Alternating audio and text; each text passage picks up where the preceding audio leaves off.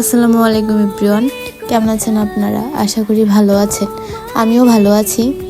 তো আমার আন্টির কাছ থেকে কয়েকটা লাউ পাতা পাঠাইলো আমার বাসায়, আর সেইগুলো কুইটা কেটে রেডি করে যে রান্না বসাই দিলাম। প্রথমে তেল দিয়ে পেঁয়াজগুলো ভেজে নিলাম, একটু হালকা বাদামি কালার আসলেই তাতে একটু পানি দিয়ে লবণ, হলুদ, মরিচ এবং একটু চিংড়ি মাছ দিয়ে সুন্দর করে কষিয়ে নিলাম।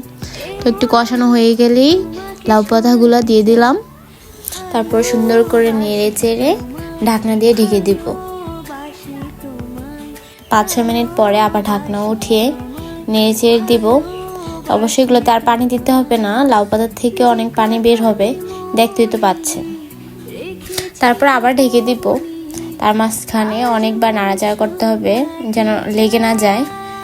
আমার রান্না প্রায় শেষ। তো অবশ্যই আপনারা কমেন্টে জানাবেন আমার রান্না কেমন লাগলো আপনাদের কাছে। আল্লাহ হাফেজ।